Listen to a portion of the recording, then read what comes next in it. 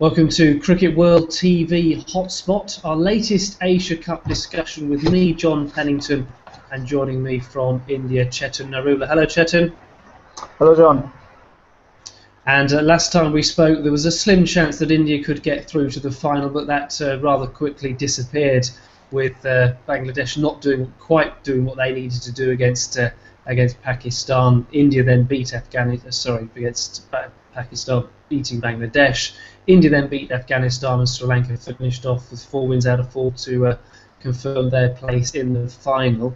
Chetan, if we just look back on the first of the 3 games that we've seen since we last spoke, with Bangladesh playing Sri Lanka, I mean, for half of the game, if not more, Bangladesh must have been confident that they were going to go on and win that one, because they scored well over 300 runs, and Pakistan were in trouble again in their run chase. I think, John, it was more than half of the game. I think to the last 4 or 5 overs, or maybe to the last 10 overs, I think they had. Or till the time Shahid Afridi came to the crease, I think they were very, very hopeful of pulling off a win. Not sure about the bonus point there, because a win was their first requisite. A win was a requisite for them for even India to have any hopes. You can't do anything about the sort of innings Shahid Afridi play. You just have to sit back and admire. I know quite a few Indians on Twitter were enjoying his innings. I certainly switched on the television, and as soon as Shahid Afridi came onto bat, I just switched on telly just a couple of overs before he came onto bat. But once he came onto bat, I was not changing the channels, even if the match was not really in India's favor. But quite scintillating batting from Shahid Afridi there. Just trying to hear the statistician talk about, I think 5 or 6 half centuries, his 5 or 6 ODI half centuries have come off 20 odd deliveries, I think this is something exceptional. And like I said, we can't really do anything about innings of that quality. And he almost repeated. I mean, the fact of the matter is that he repeated his performance from the India game. Obviously, it was far fewer runs, but he's got into a bit of touch. And if I remember correctly, it was something similar that happened in 2009. And Pakistan have been playing in Bangladesh for a couple of weeks now. They know the conditions.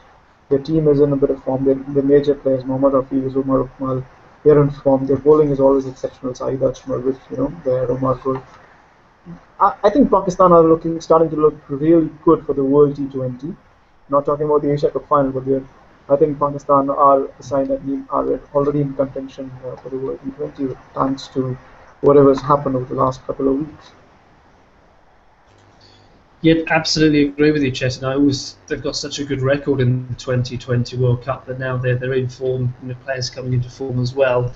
If we look back at India's final game against Afghanistan, they won it comfortably. We really expected them to, but was this not an opportunity for them to maybe play Ishwar Pandey, Cheteshwar Pujara? They went it unchanged, which I think surprised quite a lot of people for what was perhaps an opportunity to blood some new players and try some new combinations.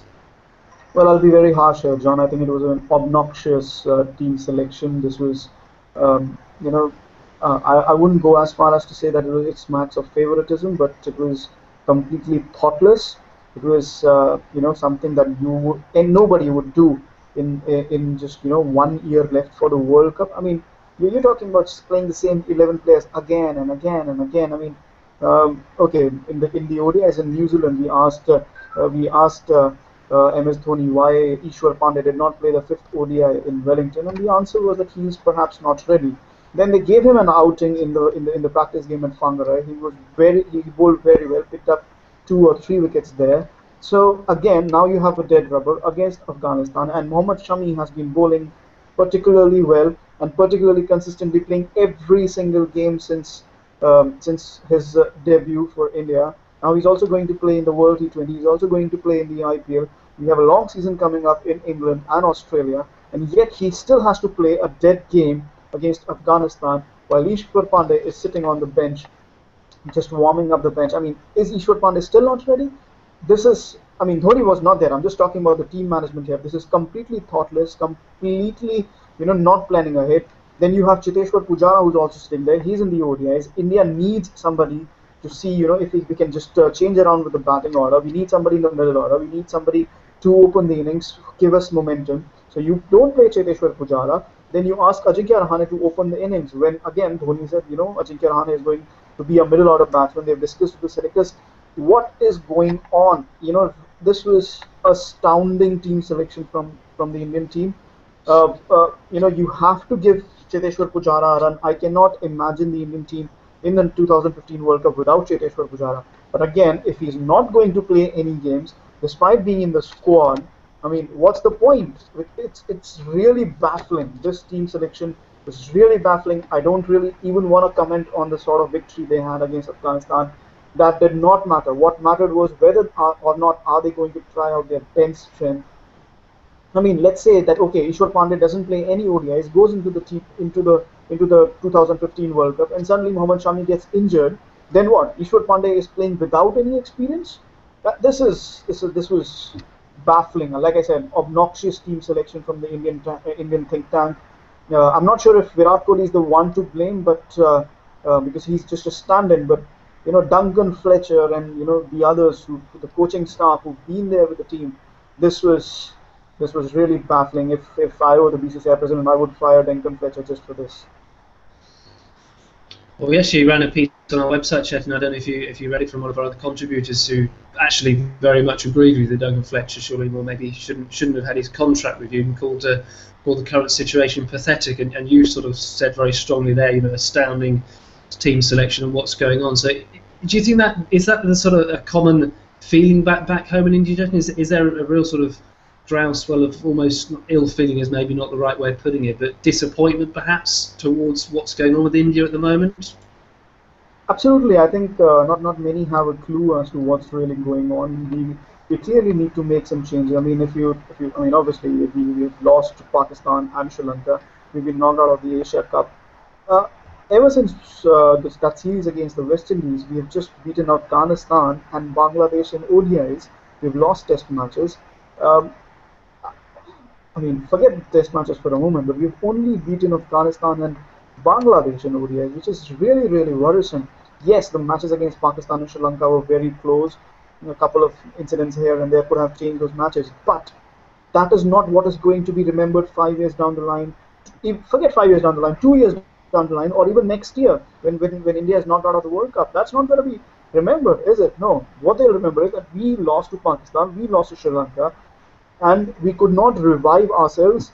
The Indian team could not revive itself even when it's playing in the subcontinent. So what really is going on? And despite that, they are not ready to test their bench. I mean, yes, Amit Sharma played 2 matches because the pitch was slow. That was a good smart thinking from Virat Kohli. But again, considering that he's an aggressive captain, considering that he's looking to lead India in the future, he should have been more proactive. He should have given chances to Pujara. More than Pujara, why was Shami still bowling in that match against Afghanistan, or Bhuvneshwar Kumar for that matter? I mean, these guys have been the horses of burden for 3 months. They shouldn't have played that game. Absolutely not. I mean, really confused what's going on. They don't. Again, then Virat Kohli comes out and says that we want to build up confidence. If you want to build up confidence, ask Rohit Sharma to open against Afghanistan as well. Why is Ajinkya Rahane opening when the think tank has clearly said that okay, Ajinkya Rahane is going to be our number 4 till the World Cup. We want to go to the World Cup with Ajinkya Rahane as number 4. We do not want to experiment with him as an opener. We've discussed it with the selectors. We've discussed it with the team management. So if Rahane is taking up that role, why is he opening against Afghanistan? If you're experimenting with the wrong position, with the wrong player. Again, like I said, it was very, very disappointing. Again, another disappointing campaign that's come to an end for India. And the next ODIs are going to be in England, and it's not a very comfortable situation for the defending champions. With just less than a year to go for the 2015 World Cup. Now, if India had a disappointing campaign, then Bangladesh is, well, obviously they finished bottom of the table and even worse. But again, in the final game against Sri Lanka, they were in a strong position. They had Sri Lanka sort of 70 odd for 5, chasing a relatively 205, but they couldn't press home victory. And Sri Lanka, Angelo Matthews was very impressive.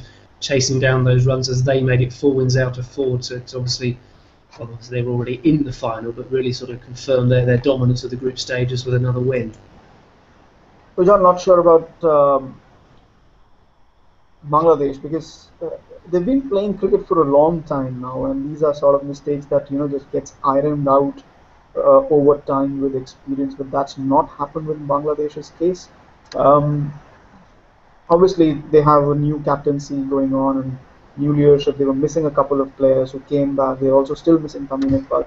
Um, a lot is going on with them, a lot of changes with Bangladesh. But again, these are mistakes that need to be ironed out, and that's one of the biggest reasons why Bangladesh cricket is still at the bottom rung after these many years. I mean, if somebody like Ireland would have gotten as many opportunities as Bangladesh, I'm pretty sure, given the professional setup they have, they might have made a couple more bigger steps, giant steps or giant leaps forward. But with Bangladesh, it's the same mistakes every time.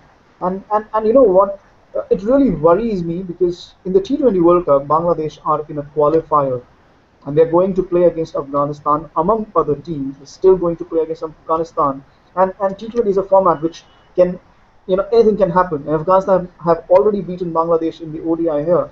So if Bangladesh are not able to qualify for the main group, what happens to the tournament? So it's really disappointing that such mistakes keep on happening again and again. I'm sure it's disappointing for the players and the coaching staff and for fans in general in Bangladesh as well. Because I mean, look at the last Asia Cup. They made it to the final. Now they haven't even won. Forget about winning. They haven't even beaten Afghanistan, which is really a pathetic display from the Bangladesh team, being host specifically. So this is very inconsistent. And again, it's the story of Bangladesh cricket in general. So not really surprising there.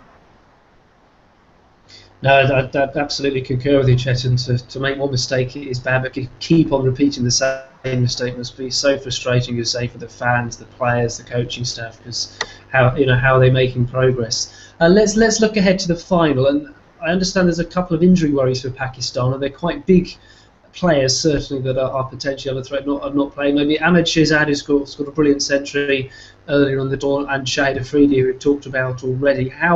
What's your understanding of where they are with their fitness, and how big a blow would it be if they are not able to play? John, just before the hangar, I saw a tweet that all players are fit and available to play. Right. So, not sure what the current status of the team is, but just talking about the contest, I think two really good teams, two really strong teams have really shown through the tournament, being the best sides, and this is actually the final because should have been this is the ideal final. That's what I want to say here. Sri Lanka have been very consistent, apart from that small dip in performance against Bangladesh, but they still managed to win it. I think they are the favorites going into the final, but again with Pakistan, you can never say because you don't really know which side is going to turn up, and really they really done well, and it's a bit of an unpredictable mix as always with Pakistan, and really exciting times for them. They have Ahmed Shehzad in form, they have Umar Akmal in form, Mohammad Hafiz in form, Saeed Ajmal evergreen form, and now Afridi's also started making. I'm not sure if Afridi's going to play. Like I said, I don't know the status of what's the status of this squad. I just saw a tweet that all are fit and available, but fact of the matter is it's going to be a very, very keenly fought contest, and if Pakistan can just not have too many moments of madness, I think they'll be able to beat Sri Lanka, which is something I think a lot of people will be looking forward to. And if they do beat Sri Lanka, then we have the optimum momentum going into the World T20, which will be really, really fantastic. And the game between these two sides, which was the first game of the tournament, of course, Sri Lanka won by 12 runs. So let's just finish with your prediction and whether you think it's going to be a close game again, or whether one team might just sort of dominate. Because, of course, last time around at the Asia Cup final, went right down to the wire as 2 runs. So what about another thriller this time around? No, well, I'm going with Pakistan, but I'm not sure. I mean, we'll have to be safe when this Google Hangout comes and is put on Twitter, because a few students were, slapped with sedition charges for cheering for Pakistan, and I don't really want that to happen to me. But yeah, as long as it's We're just discussing here. I would go for Pakistan over Sri Lanka. A little more energy, a little more momentum, with the way they have scripted their last couple victories, especially against India and Bangladesh. What could go against them is the fact that they have been very close, energy-sapping victories. So unpredictable mix, like I said, with always with Pakistan. But yes, I think they're playing good cricket at the moment. They're gelling well as a side. So if the right mix comes forward, I think they'll win. And my money is on them to go ahead and win. Great stuff, Chetan. Thank you very much. We'll obviously catch up after the Asia Cup final and hope that we will be talking about a good game. Absolutely, John. There we are. Thank you again to Chetan for his contribution there. Thank you very much for watching our latest Cricket World Hotspot. Do subscribe to our YouTube channel, of course, where you will then be notified as soon as we publish any new Hotspots. Asia Cup World 2020 coming up as well, and the Indian Premier League, as well as any other videos, exclusive video content, interviews with legends as well. So thank you very much for watching. Do join us again soon, and goodbye.